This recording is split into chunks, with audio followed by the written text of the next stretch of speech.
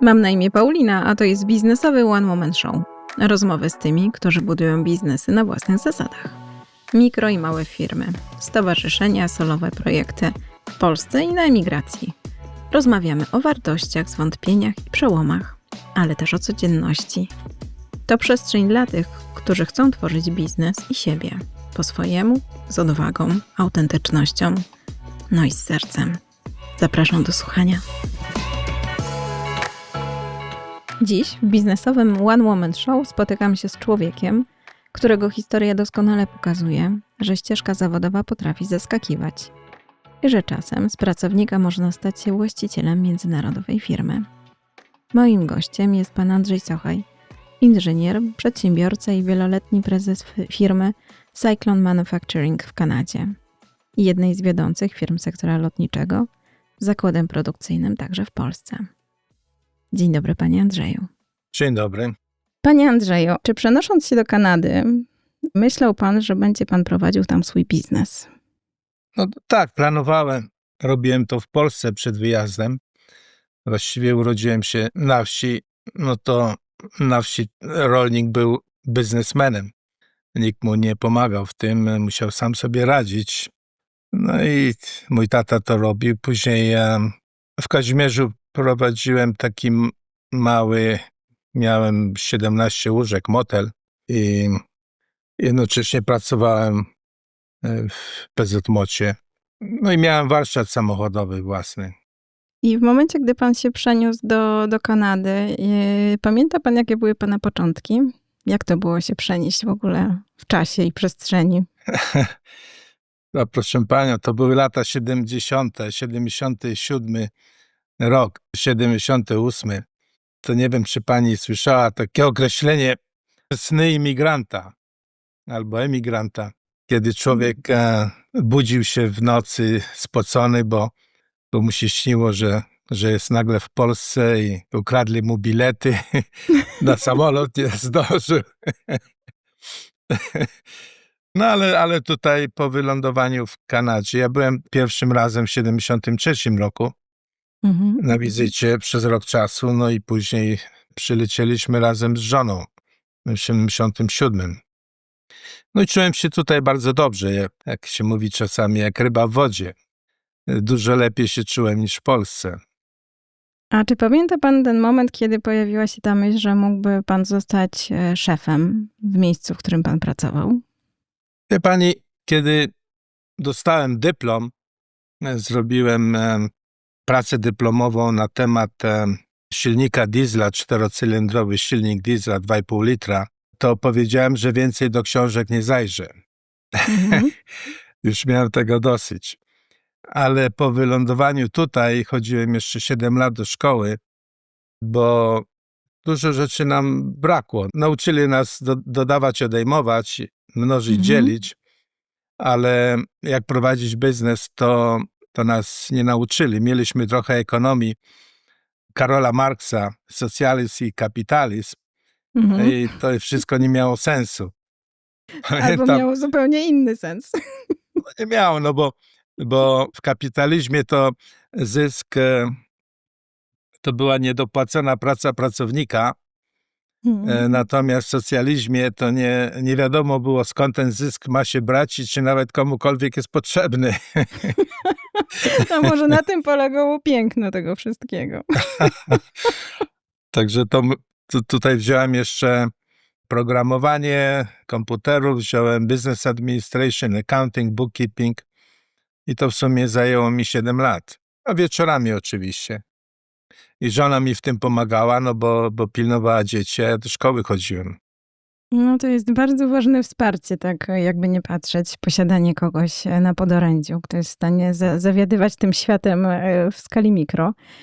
A jeżeli chodzi o taką przedsiębiorczość, bo z tego, co słyszę i z tego, co pan mówi, to rzeczywiście ta chęć tworzenia i bycia na swoim, to jest też coś, co jest być może było jakimś takim wyznacznikiem. Ale czym dla pana jest przedsiębiorczość? No proszę panią, ja właściwie tutaj w Kanadzie to miałem jedną pracę. To był Cyclone Manufacturing. Oni dali mi ofertę pracy i na tej podstawie dostałem Landed Immigrant w Kanadzie. No i na drugi dzień po przyjeździe do Kanady już miałem pracę w tej firmie i pracowałem do końca, do emerytury, bo również jako właściciel firmy to traktowałem swoją pracę jako miejsce pracy, jako pracownik firmy, niekoniecznie właściciel. No i od początku tak to traktowałem, że jak kiedyś Bayer z McDonnell Douglas zadzwoniła mi i pytała, czy chcę kontrakt na $1 milion, to były lata 80. No to powiedziałem do niej, mówię, słuchaj Maryja, dom sprzedam, a ten kontrakt ci zrobię. Pomimo tego, że to firma nie była moja. Także to... A co się zmieniło, gdy ta firma już była pana, gdy pan ją kupił w No właśnie 90 niewiele roku? się zmieniło. Traktowałem zawsze tak samo. Zawsze drzwi były otwarte do mojego pokoju. Każdy miał prawo wejść. Pamiętam, kiedyś pracownik wchodzi i pyta się, czy nie przeszkadza. Ja mówię, no słuchaj Marian, a co ty myślisz, że ja do pracy to przychodzę tak sobie? No mówię, ale wejdź, bo cię posłucham, co masz do powiedzenia. Także to w ten sposób było. A czy ta komunikacja taka z pracownikami to jest pana klucz do sukcesu? No tak jak mówiłem, ja się urodziłem koło Kazimierza. Myśmy mieli sady, chmiel mieliśmy, no i właściwie miałem 10-12 lat. No to mieliśmy ludzi do zrywania owoców, do zrywania chmielu. I wtedy już zauważyłem, że trzeba uważać, co się mówi. Mhm. Bardzo, bo może być źle zrozumiane. Kiedyś pamiętam, przy rwaniu chmielu padał deszcz, no i rwaczki narzekały, że za mało zarabiają, jak pada deszcz. No to ja im powiedziałem, że nikt wam nie kazał rwać chmielu w deszcz. A to one źle zrozumiały to, że w domu na ten temat rozmawiamy, no i powinienem powiedzieć, że nikt was nie zmuszał do rwania. No bo oczywiście chcieliśmy, żeby rwały chmiel, nawet i w deszcz. Istotne jest, co się mówi do ludzi, bo czasami lepiej nic nie powiedzieć, jak powiedzieć za dużo. To prawda, a w takim kontekście właśnie międzykulturowym, bo to też jak wyjeżdża się do nie swojego kraju, który się dopiero, że tak powiem, staje naszym domem, to co pana zaskoczyło najbardziej w Kanadzie pod względem właśnie komunikacji? Ciekawa sprawa, bo kraj jest zbudowany w ogóle z imigrantów. I tak jak w Polsce, dokąd do szkoły chodziłem, no to nie czułem żadnych jakichś takich animozji, ale tutaj również nie było nic takiego i do tej pory tak jest. Imigranci są i wszyscy jakoś dobrze żyją ze sobą. Nie ma żadnych problemów. To mnie zawsze zadziwia, że jakoś Kanada potrafi te sprawy tak uregulować, że nie ma problemów. Ja osobiście nawet po angielsku nie mówiłem zbyt dobrze, bo parę lat w szkole, co miałem angielskiego, to nie odczułem nigdy, absolutnie nigdy jakiegoś poniżenia z tego powodu. Raczej ludzie starali się mówić powoli, żebym ja ich zrozumiał. I od tego momentu, jak to zauważyłem, to powiedziałem, no czego ja mam nie mówić, jak oni tyle wkładają w to wysiłku, żebym ja ich zrozumiał, no to ja muszę mówić. To tutaj mogę tak z uśmiechem powiem, zupełnie nie od czapy ten komentarz, natomiast moja mama do mojego francuskiego męża też mówi powoli, tak żeby zrozumiał, tylko że mówi po polsku. I tutaj ona wierzy też, że on ją zrozumie, natomiast no, rzeczywiście tak jest. Dużo w tym serca.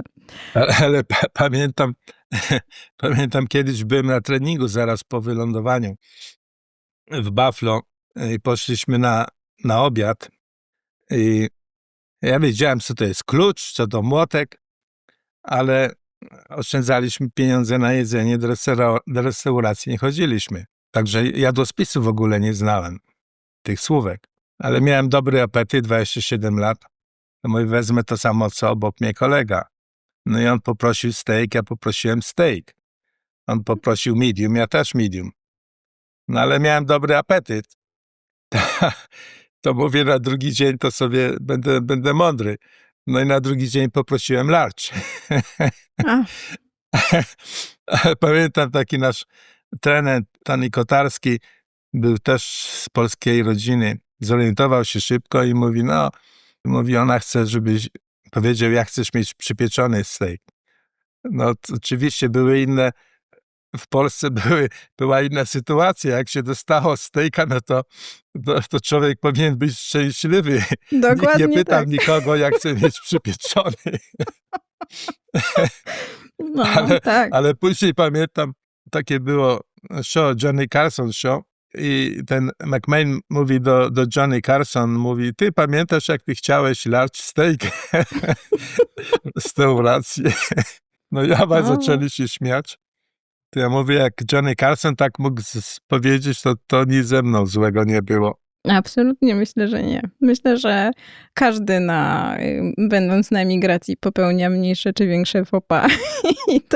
I to tak jak pan mówił później, przynosi to dużo radości w sumie, jak się na to spogląda. Natomiast ja się przyczepię do tego tematu, tego potencjału ludzkiego. Czy pan uważa, że każdy pracownik ma szansę być właścicielem? Czy jest w stanie się odnaleźć? Czy potrzeba mieć jednak w sobie jakieś takie elementy szczególne? Wydaje mi się, że przede wszystkim trzeba zrobić plan. Jak się ma taki plan, no to wtedy trzeba dążyć do tego.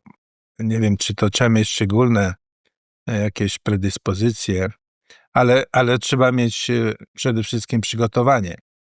Trzeba znać te sprawy od podszewki i żeby to się powiodło, no bo jeżeli się nie zna, jak właściciel restauracji może prowadzić restaurację, jeżeli gotować nie potrafi? Ja na przykład nie mógłbym prowadzić restauracji, bo ja nie gotuję. Także tutaj też, tak jak mówię, chodziłem do szkoły, nauczyłem się programowania maszyn numerycznych i właściwie ten wydział uruchomiłem w firmie. Później 90 parę procent produkcji to było na maszynach numerycznych, CNC. No właśnie, firma pod pana sterami urosła i stała się de facto międzynarodowym graczem. I jakie były te najważniejsze decyzje, które pozwoliły na ten rozwój? To właśnie były te maszyny numeryczne? Najważniejsze decyzje, proszę pani, to było chyba to, żeby robić dobrze i na czas. A tak jak u nas w przemyśle lotniczym, jeżeli się te dwa warunki spełniło, to właściwie, tak jak to się mówi, sky is the limit. No i nie można było za dużo obiecywać, tylko raczej mniej, ale wykonać na czas. Bo jak ja to traktuję, każdy człowiek, obojętnie gdzie pracuje, to chce robić dobrze swoją pracę. No i tak samo ten buyer, kupiec w Boeingu czy w Airbusie, on pracuje cały dzień i później idzie do domu i właściwie nie chce myśleć o pracy. Woli zapomnieć o tym i wypocząć. A jak on ma problemy w firmie, bo nie dostaje na czas elementów, no to on jak może zapomnieć? Nie zapomni. Także tutaj tu jest takie integrity, że trzeba spowodować to zaufanie u ludzi, żeby stworzyć sobie zaufanie. A czy miał pan w biznesie taki moment, kiedy chciał się pan poddać? A może nie było? Właściwie chyba nie. Może był kiedyś taki problem, to były na początku 2000 roku. Zbyt uwierzyłem bankowi, no i zrobiłem zbyt agresywne posunięcia. No ale to trwało tylko jakieś 2 miesiące. Nawet jadąc do pracy, zamiast zatrzymać się na czerwonym świetle, to pojechałem w lewo na czerwonym świetle. No de facto zrobił pan unik. Później patrzę w lusterko, a tam jest setki samochodów za mną. No wtedy nie było akurat, jak skręciłem w lewo, no ale taki byłem zamyślony. No, czasami tak jest rzeczywiście, jak jesteśmy zwłaszcza w takim dużym stresie, że jednak ten mózg nam się wyłącza, tak? I często tak się zdarza. O, tak bym, postawię tu jednak kropkę.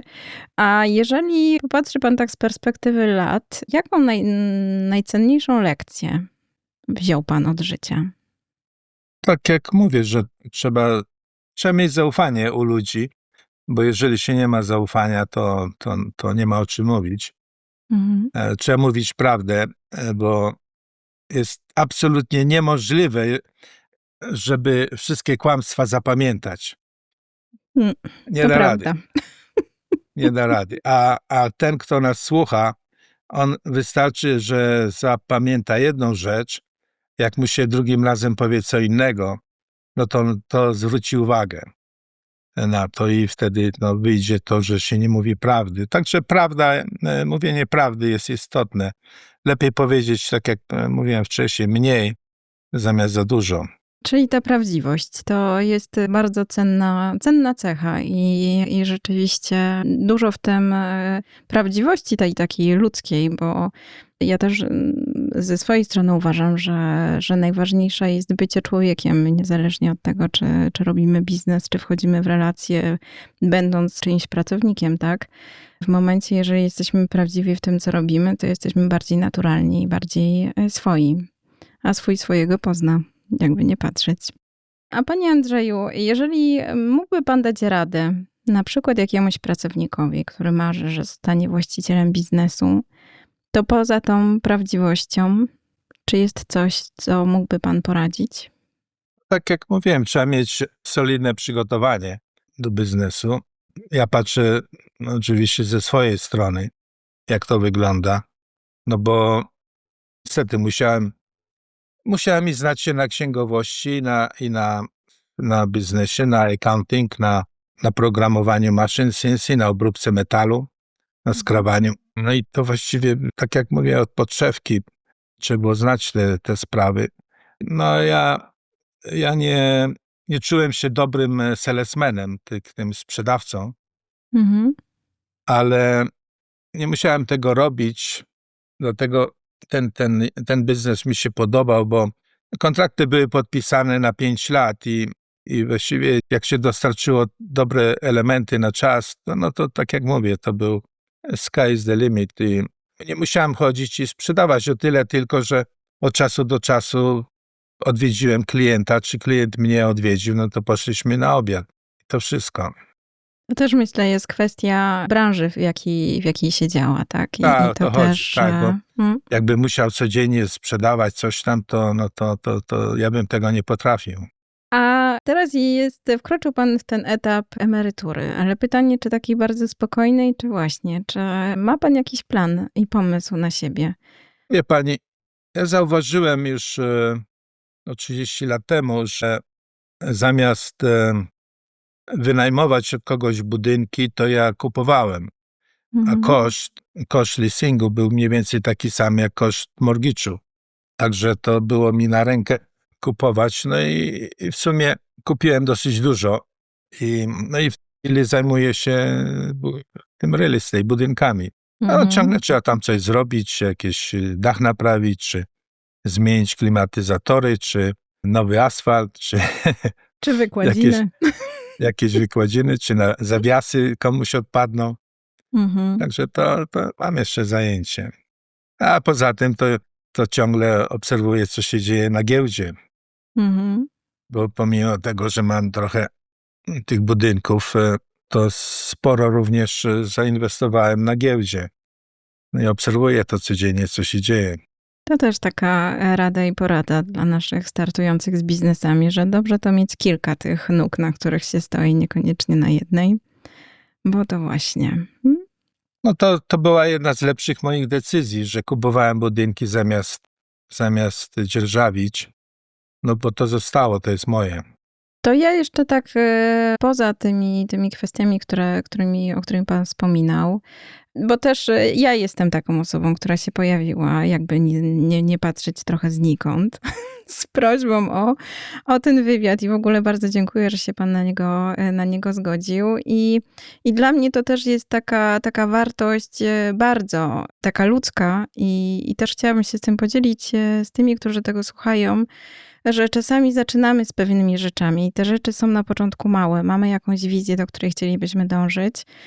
I żebyście się, moi drodzy słuchacze, nie bali pukać do drzwi i prosić o jakiś kontakt, o jakąś rozmowę do kogoś mądrzejszego od was, bo czasami się okazuje, że te drzwi już są otwarte, wystarczy je tylko lekko popchnąć. Więc ja dziękuję za tą możliwość, że spotkałam pana za tymi drzwiami, za które zapukałam i że mieliśmy możliwość tej krótkiej rozmowy, która mam nadzieję będzie też wartością dla tych, którzy jej słuchają. Również, tak jak wspomniałem, u mnie zawsze drzwi były otwarte i bardzo dużo uczyłem się od tych salesmenów, co próbowali coś sprzedać. No i zawsze, czy kawę żeśmy wypili, czy porozmawiali trochę u mnie, no bo oni przynosili mi zawsze do biura najnowsze technologie. Mhm. Nie musiałem jechać na wystawę jakąś tam, ale oni sami przychodzili i to przynosili do mnie. Także rozmowy naprawdę pomagały. I wielu tych rozmów jeszcze życzę na różnych płaszczyznach i panu, i sobie. I bardzo dziękuję za to dzisiejsze spotkanie. Dziękuję bardzo. Bardzo dziękuję za wysłuchanie tego odcinka biznesowego One Woman Show. Jeżeli chciałbyś zadać mi jakieś pytanie, podzielić się swoją historią, a może masz pomysł na współpracę, zapraszam do kontaktu. Nie zapomnij również zasubskrybować mojego podcastu. Kolejne odcinki już niebawem. Dziękuję i do usłyszenia.